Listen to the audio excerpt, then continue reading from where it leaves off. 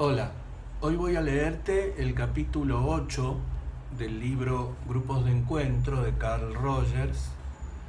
Espero que a nadie se le ocurra denunciarlo y que YouTube no decida eliminarlo, como pasó con el capítulo 7, que no lo vas a encontrar. Podés pedírmelo, te puedo mandar el video o el audio.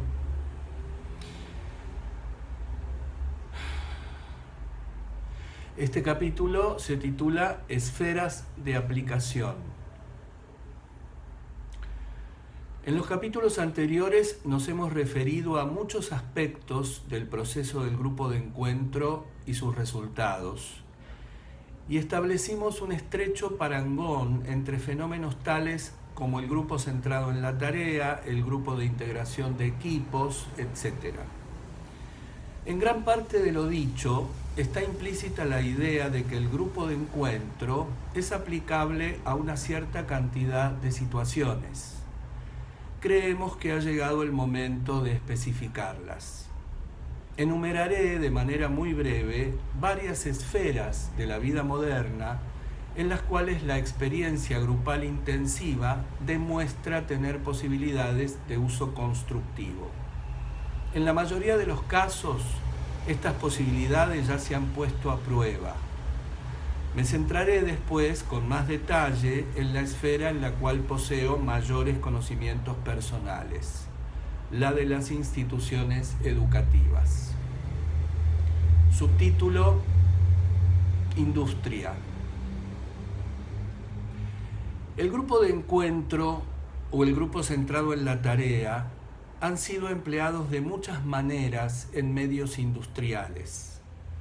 Una de las más interesantes ha sido el intento de solucionar por intermedio de ellos los problemas psicológicos que se originan al fusionarse dos compañías.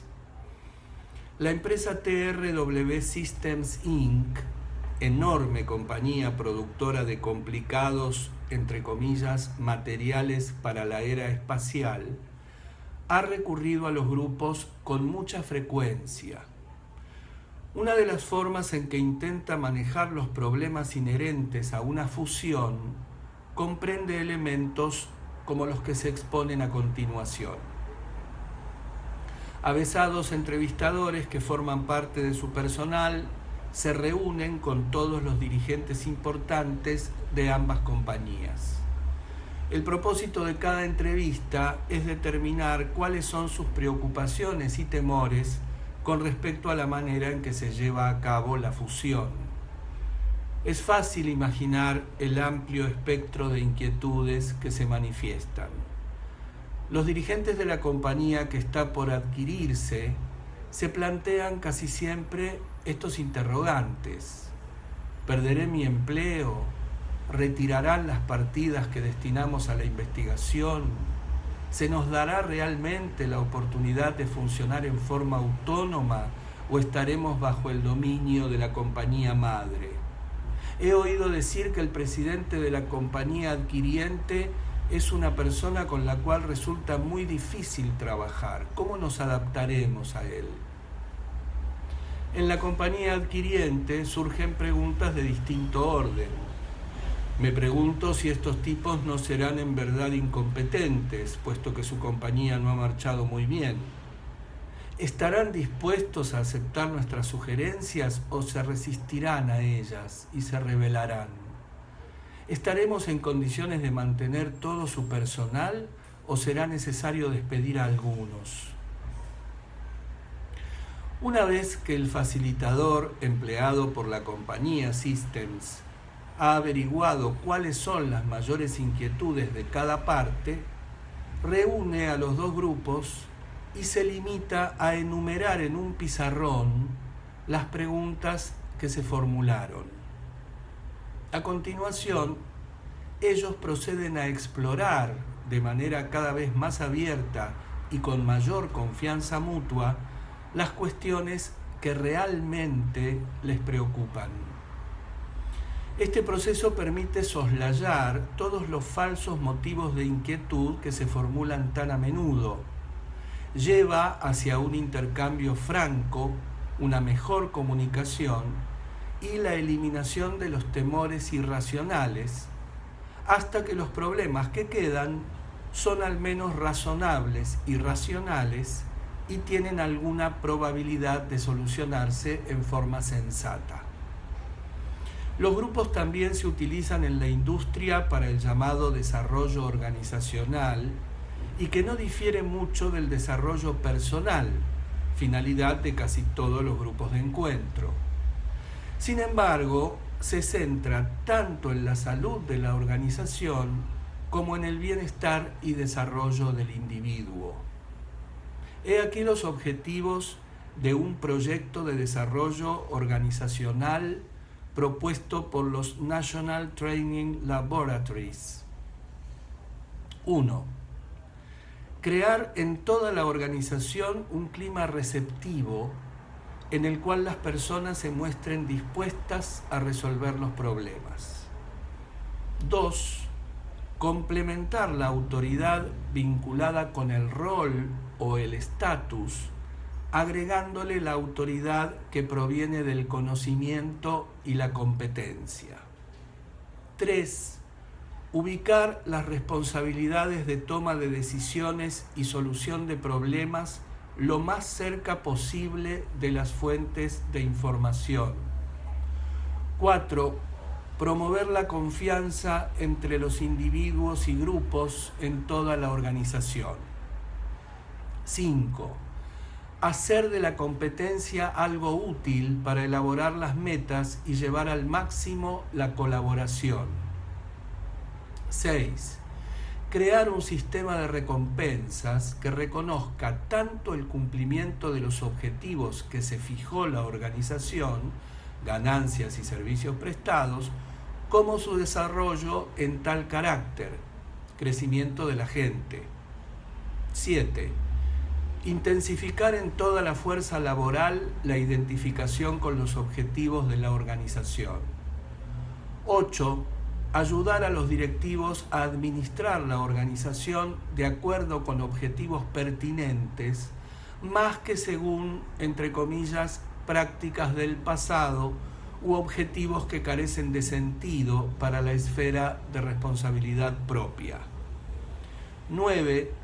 Aumentar el autocontrol y la autodirección de las personas dentro de la organización. Los NTL recomiendan la lista de lecturas que figuran en la nota de pie de página a aquellos que, interesados principalmente en la industria, deseen saber algo más acerca de la manera en que se usa la experiencia grupal intensiva en medios industriales. En el sitio web vas a encontrar una foto de esta lista de textos que recomienda Rogers para la experiencia en medios industriales. Iglesias, subtítulo. Las instituciones religiosas han adoptado muy pronto el grupo de encuentro como parte de sus programas. Tales grupos se han utilizado mucho en seminarios con núcleos de líderes religiosos, miembros de órdenes católicas y feligreses. En líneas generales, el propósito fundamental de una institución religiosa es crear el sentido comunitario que tantas veces falta en las iglesias de hoy, hacer que los fieles participen realmente de las ideas y evolución de su credo y mejorar la comunicación entre las autoridades eclesiásticas, los sacerdotes y los feligreses, y entre las jóvenes y viejas generaciones dentro de la iglesia. Subtítulo: Gobierno. Hasta ahora los grupos de encuentro se han utilizado muy pocas veces, que yo sepa, en la esfera gubernamental. Ya hemos mencionado su empleo constructivo por parte del Departamento de Estado para mejorar la comunicación entre miembros de su plana mayor y aumentar la posibilidad de comunicación entre los embajadores, los miembros de su personal permanente y los nativos del país extranjero.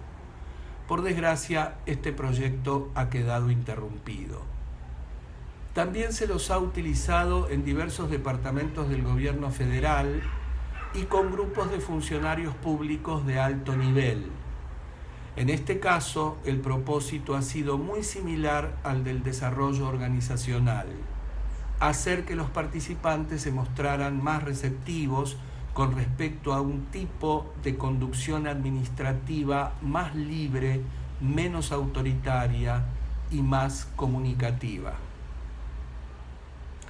Repito este último párrafo por si te distrajo la entrada de Paquita a su sillón.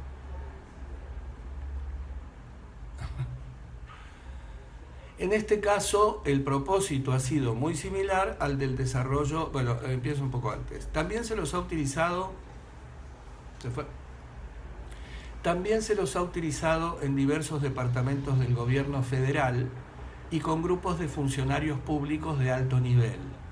En este caso, el propósito ha sido muy similar al del desarrollo organizacional: hacer que los participantes se mostraran más receptivos con respecto a un tipo de conducción administrativa más libre, menos autoritaria y más comunicativa. Subtítulo: Relaciones raciales. Una de las maneras más inteligentes de definir un grupo de encuentro es afirmar que ofrece un medio para manejar las tensiones interpersonales e intergrupales. Si dos grupos de personas están dispuestos a reunirse en la misma habitación y dirigirse la palabra, no necesariamente conversar, cabe asegurar que un grupo de encuentro entre ellos podrá con toda probabilidad reducir las tensiones que existen. Aunque no se ha difundido mucho el uso de tales grupos con miras a encarar las relaciones entre negros y blancos o entre morenos y blancos, en este orden de cosas se ha producido una serie de acontecimientos alentadores que bastan para indicar que se trata de un campo realmente promisorio.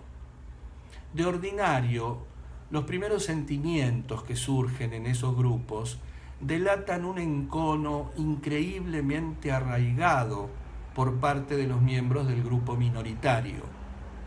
Solo cuando estos sentimientos han sido expresados y aceptados por el facilitador y poco a poco por los restantes miembros del grupo, se puede avanzar hacia un entendimiento más hondo.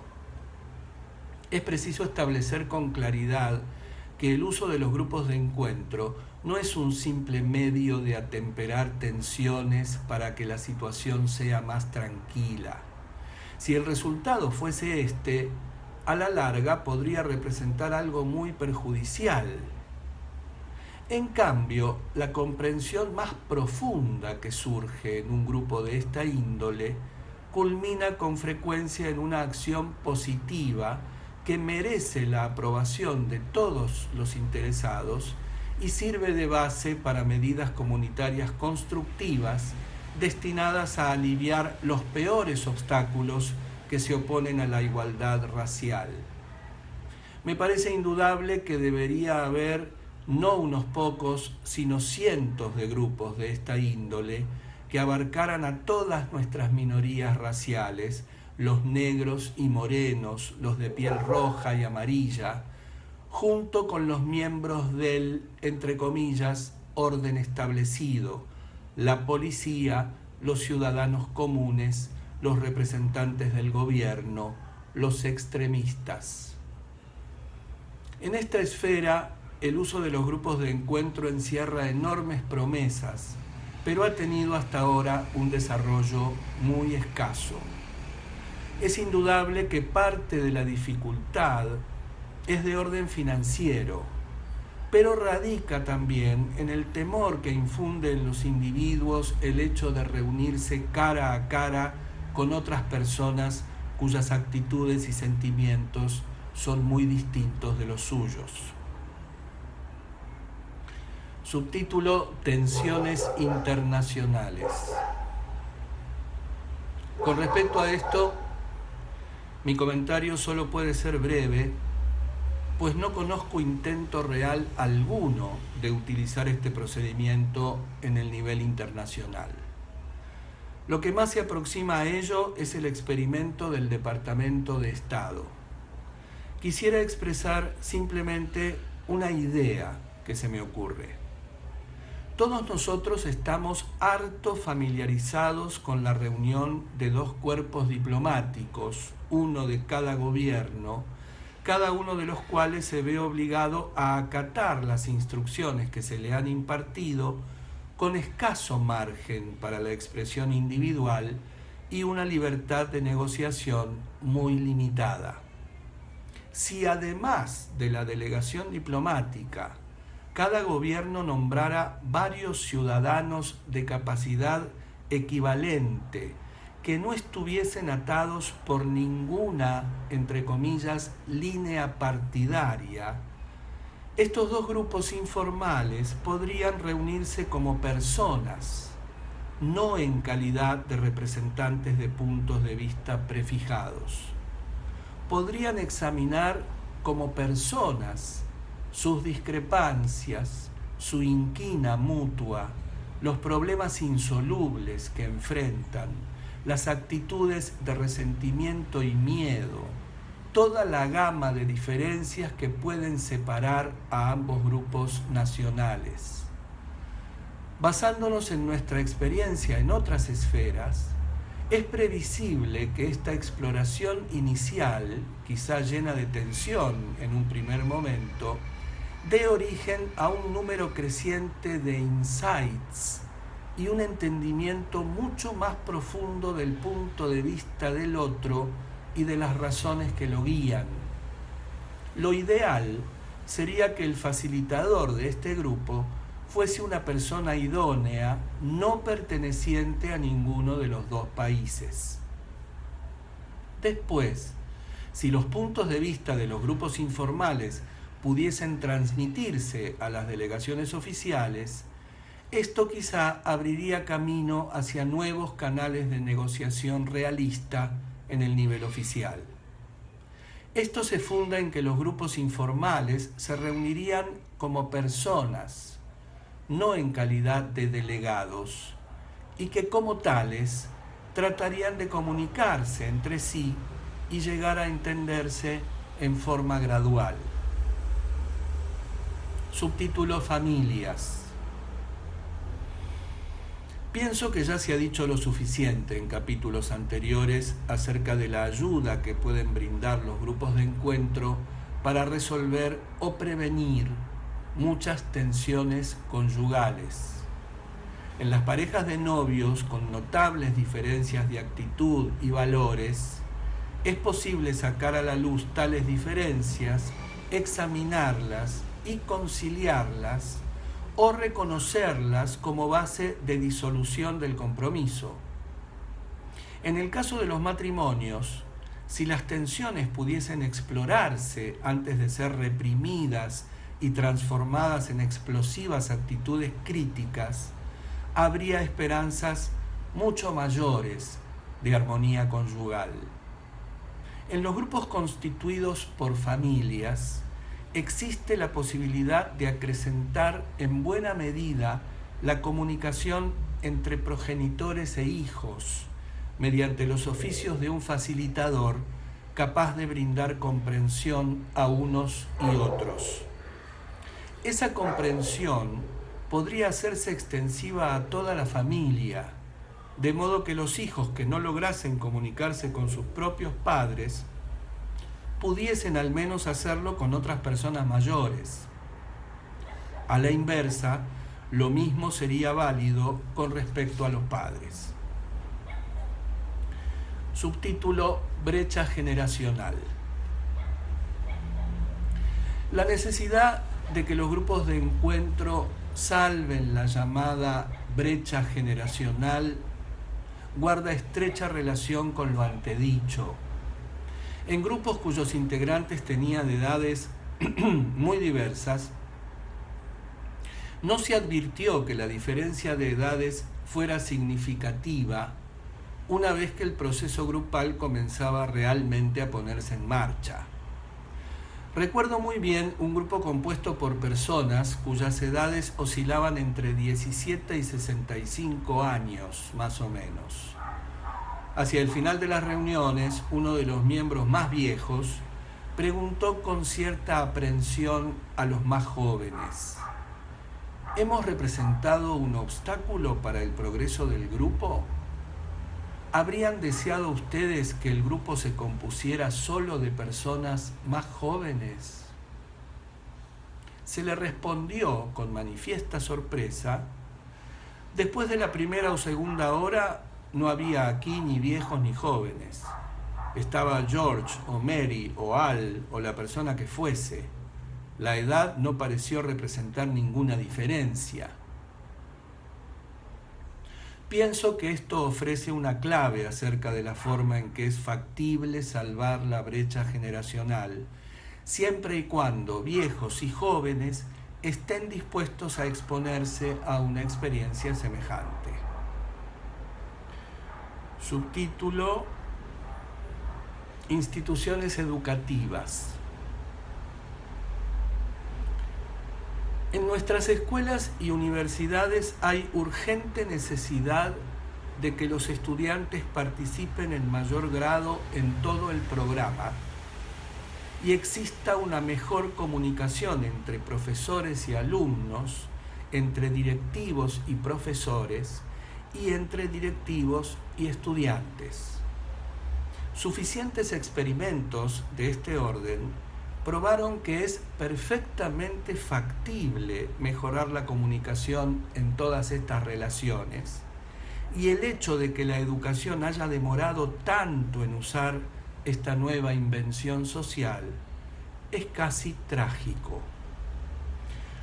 Puesto que estoy más familiarizado con el funcionamiento del grupo en las instituciones educativas, daré ejemplos provenientes de esa fuente. En el Centro de Estudios de la Persona, algunos miembros del cuerpo de especialistas y yo hemos ensayado este nuevo instrumento de cambio social en un vasto sistema educacional integrado por un colegio normal de nivel universitario de donde egresan muchas maestras, 8 escuelas secundarias y 50 primarias. Acá en un pie de página dice que este experimento se describe con mayor extensión en el capítulo 15 y el epílogo de mi libro Libertad para Aprender, Columbus, Ohio, Charles H. Merrill Publishing Company, 1969. Este es un libro, Freedom to Learn, Libertad para Aprender, que yo no pude encontrar hasta ahora y ni siquiera saber a ciencia cierta si está traducido siquiera al castellano. Si tenés alguna noticia acerca de eso, te agradecería muchísimo que me lo comentaras. Entonces, algunos miembros del cuerpo de especialistas y yo hemos ensayado este nuevo instrumento de cambio social en un vasto sistema educacional integrado por un colegio normal de nivel universitario de donde egresan muchas maestras, 8 escuelas secundarias y 50 primarias. La Orden Católica del Inmaculado Corazón supervisa el sistema y de su seno salen los profesores y el personal que lo componen. Sus directores de mayor jerarquía deseaban con ardor que interviniésemos y los ayudáramos a iniciar un proceso de cambio autodirigido. Sin este fuerte apoyo, no nos habríamos embarcado en la aventura. El apoyo administrativo es muy necesario. Junto con una comisión perteneciente al sistema, planeamos una serie de grupos de encuentro para profesores y estudiantes del Colegio Normal Universitario por separado y eventualmente una diversidad de grupos de profesores y estudiantes juntos. Por último, el Consejo Administrativo del colegio, que al igual que la mayoría de los administradores se resiste a mezclarse en cosas personales, solicitó un grupo centrado en la tarea y ayudó a buscar coordinadores para él. También organizamos grupos de encuentros separados para profesores y alumnos de la escuela secundaria y por último con profesores, administradores y alumnos de la escuela secundaria juntos, pese a que al principio los profesores habían manifestado bastante aprensión ante la perspectiva de reunirse directamente con los alumnos. Llevamos a cabo gran cantidad de laboratorios con los directores y maestros de las escuelas primarias. Los resultados de estos grupos fueron variables. En algunos casos produjeron cierta decepción a quienes participaron en ellos y en otros alcanzaron un nivel muy positivo. En este último caso, todo el mundo, incluso el facilitador, halló muchas satisfacciones personales en la experiencia. Uno de los cambios logrados se operó en la estructura administrativa y en los planes de acción de las organizaciones, en particular en el colegio normal. Como consecuencia del laboratorio centrado en la tarea, se revisó todo el sistema presupuestario y la forma en que se lo establecía para que la gente tuviese mayor participación y no se tratara de algo impuesto. Se solucionaron diversas fricciones interpersonales y problemas graves en el Consejo Administrativo, con profundas emociones y unas cuantas lágrimas, de manera tal que las cosas marcharon luego sin duda alguna mejor. El Consejo Administrativo decidió por unanimidad efectuar una sesión de un día de duración entre el estudiantado y el presidente del colegio con la finalidad de conocer los deseos de los alumnos, saber cuáles eran a su juicio los objetivos del colegio y los que ellos mismos perseguían y atender a sus críticas acerca del modo como funcionaba el establecimiento. Todos los participantes encontraron esta iniciativa muy provechosa. Tuvieron lugar también una serie de cambios innovadores en los salones de clase. Por de pronto comenzamos a recibir muchas invitaciones para reunirnos con los profesores y alumnos de determinado curso o con los profesores de un departamento y los estudiantes que cursaban esa materia. Casi sin excepción, el resultado de estas sesiones fue notoriamente positivo y la comunicación entre profesores y alumnos mejoró mucho. Ciertos departamentos y profesores en particular introdujeron muchísimas innovaciones.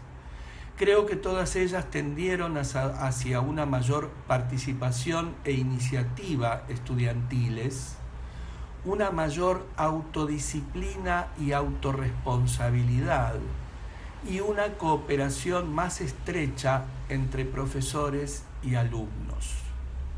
Se produjeron tales cambios en la enseñanza de idiomas, filosofía, pedagogía, música, arte escénico, un seminario interdisciplinario en el que participaron varios científicos, en suma, en casi todos los cursos que ofrecía el colegio. No solo tuvieron lugar estas innovaciones, sino que aún hoy, más de 3 años después de iniciado el experimento, siguen en vigor, si bien nosotros, como facilitadores externos, hemos concluido totalmente nuestra labor. Un ejemplo, tomado de una carta reciente, tal vez sirva para indicar cuál es la situación actual. Abre comillas. Estamos trabajando en un programa de pedagogía autoiniciado y autodirigido. Hace poco tiempo tuvimos aquí un laboratorio de fin de semana que brindó un estímulo fantástico. Miembros del estudiantado, el cuerpo de profesores y la administración, 75 en total, sugirieron ideas en la forma más creativa y útil que se pueda imaginar.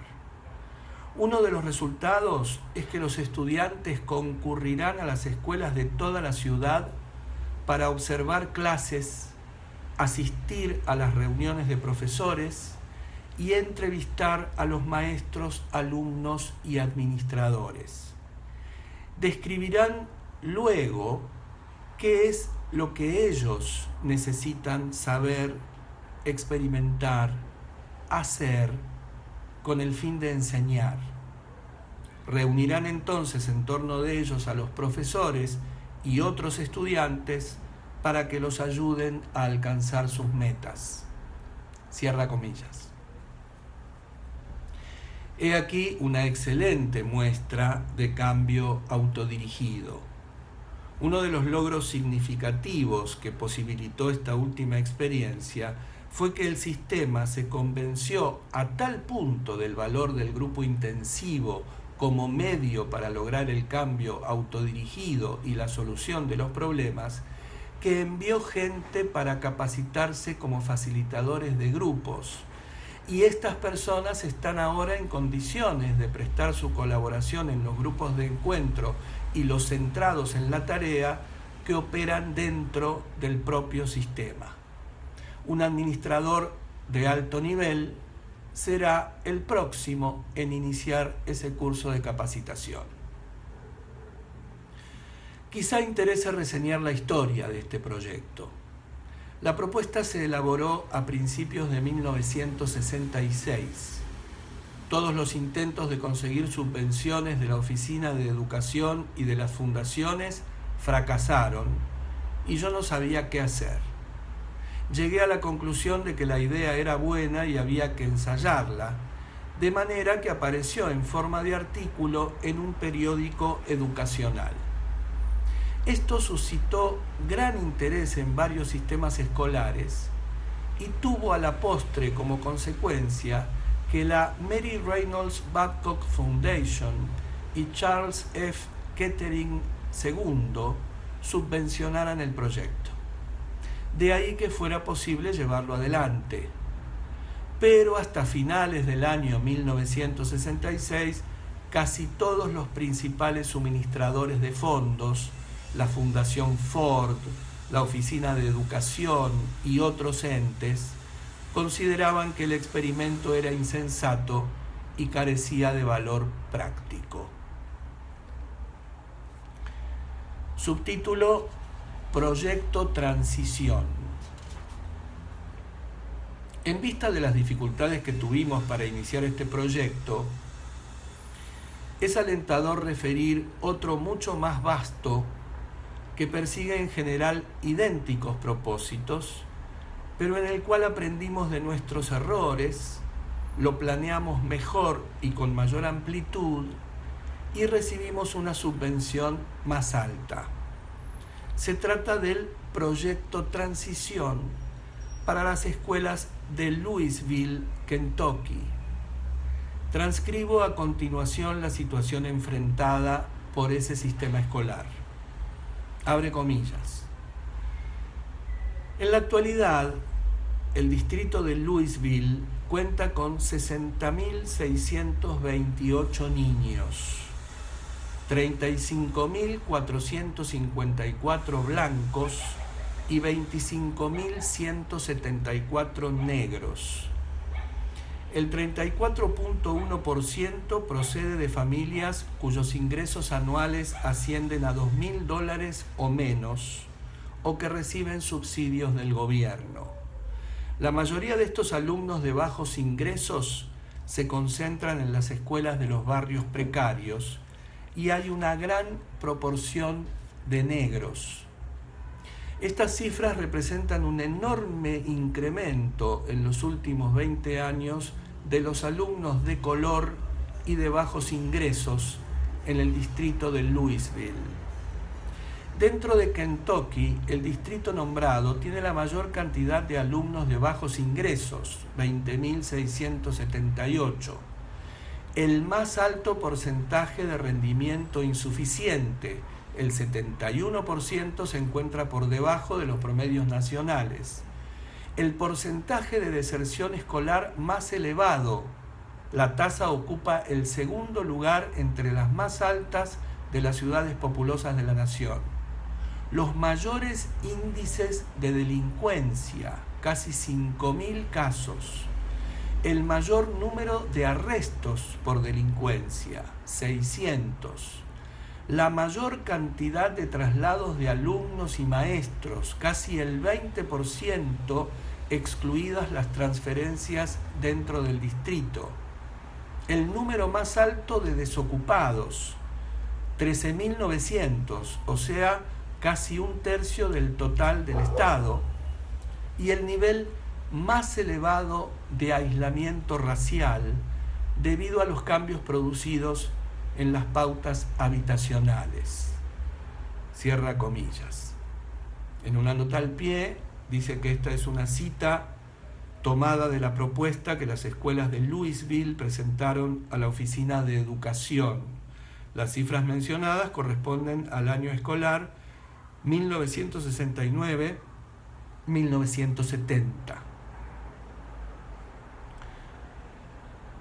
Frente a esta gravísima situación educacional, una crisis, por cierto, se idearon nuevos y atrevidos planes. El Consejo Escolar, compuesto por 3 blancos y 2 negros, se comprometió públicamente a satisfacer las necesidades de la población escolar de la ciudad. Se empleó un nuevo inspector que había tenido experiencia previa con grupos de encuentro y capacitación en ciencias de la conducta. Se le encomendó la tarea de conseguir que el personal escolar y los grupos de la comunidad participaran plenamente en un programa totalmente nuevo para las escuelas.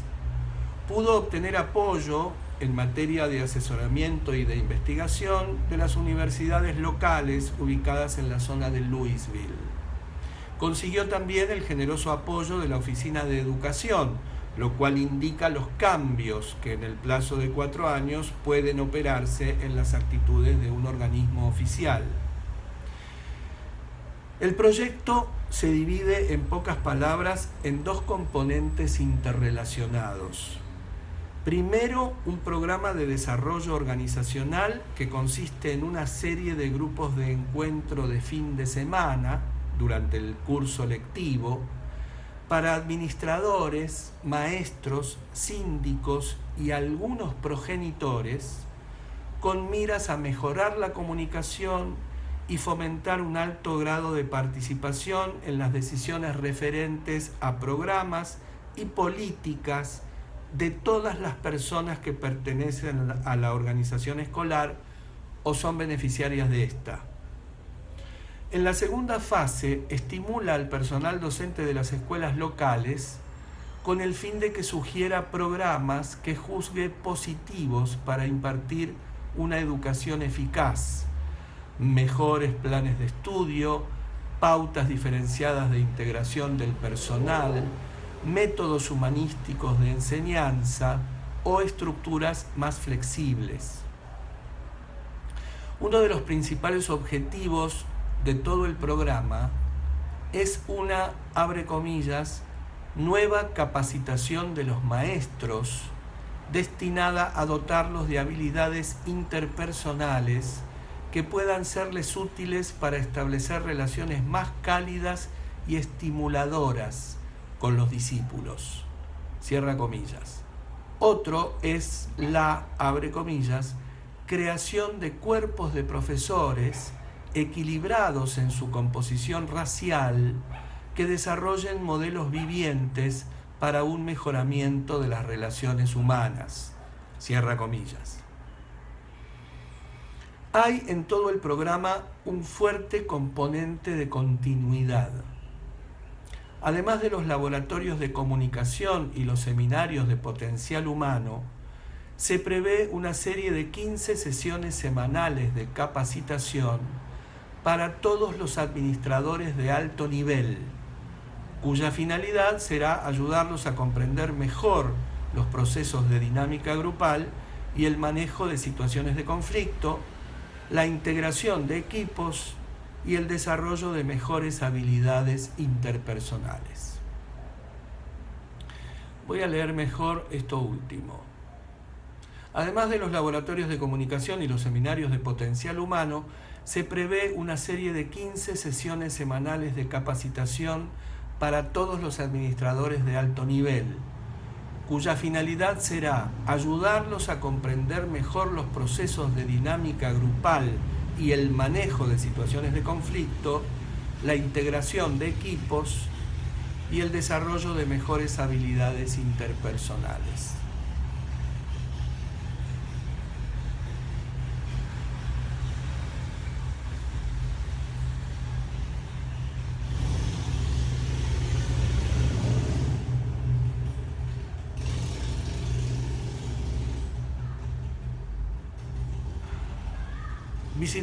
Visité hace poco tiempo este sistema escolar y me produjo enorme impresión el progreso realizado en sus esfuerzos por poner en marcha este importante proyecto.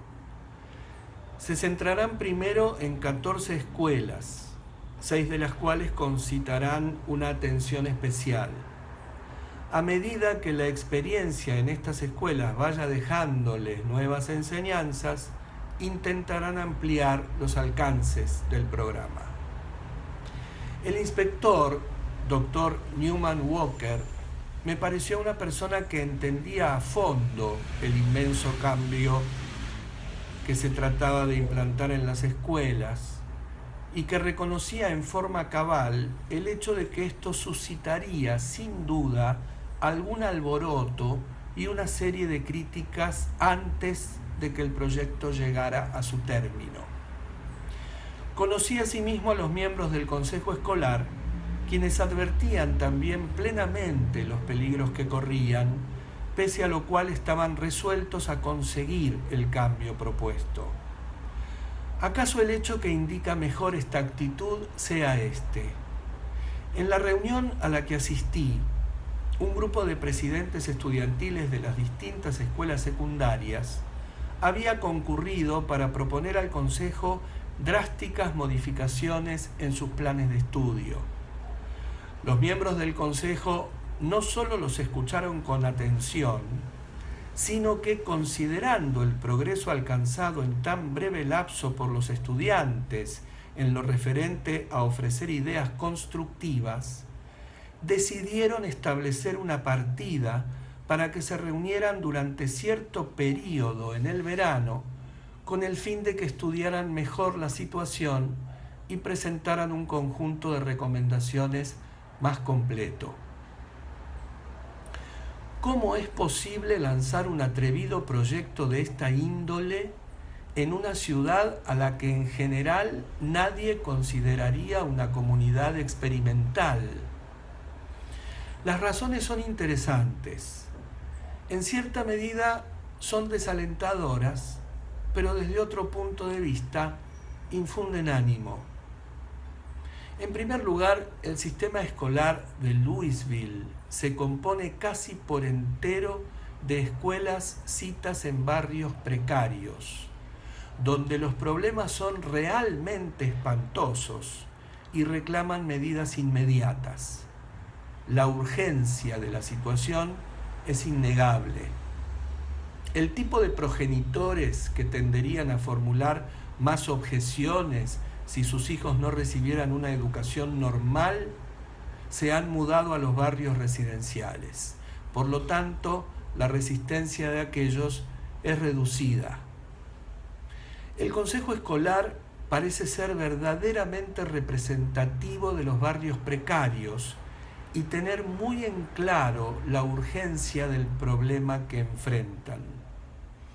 El inspector es un hombre con experiencia en la ejecución de un programa experimental para desertores escolares y también con experiencia directa en grupos de encuentro. Por consiguiente, está íntimamente convencido de que el nuevo enfoque puede ser útil. La Oficina de Educación, que padece un típico anacronismo, está ahora dispuesta a financiar una gran empresa experimental de este género. Estos factores se suman para posibilitar un estimulante proceso de cambio en todo un sistema escolar.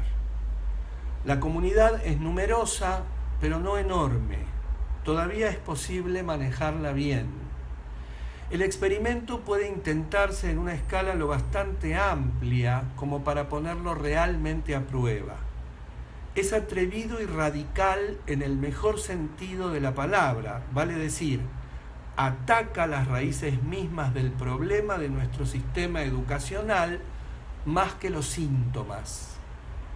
Encara de lleno la cuestión más difícil de la vida moderna, el sistema educacional de las comunidades urbanas desfavorecidas, el problema de las escuelas de los barrios precarios. A quienes hayan leído los capítulos anteriores de este libro, no les sorprenderá que pronostique un grado cada vez mayor de inquietud y críticas en todo el sistema educacional, a medida que el cambio se vaya operando. Queda por ver si los profesores y directivos se dividirán en dos bandos. Por lo menos tendrán amplia oportunidad de conversar acerca de sus diferencias y examinar nuevas alternativas, si las que ya ensayaron no les parecen satisfactorias. Es la iniciativa más temeraria y promisoria que conozco en los sistemas educacionales de la actualidad, y muchas personas la seguirán con sumo interés. Pienso que este proyecto Transición demuestra que allí donde existe la voluntad de experimentar, es posible utilizar el grupo de encuentro hasta sus últimas consecuencias. Llevar adelante el proceso de evaluación continua e incrementar muchísimo las posibilidades de cambio.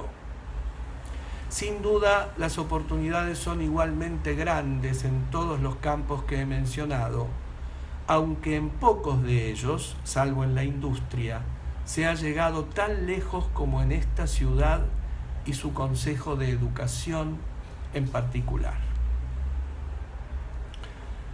Muy bien, llegamos hasta acá con el capítulo 8 de Grupos de Encuentro de Carl Rogers.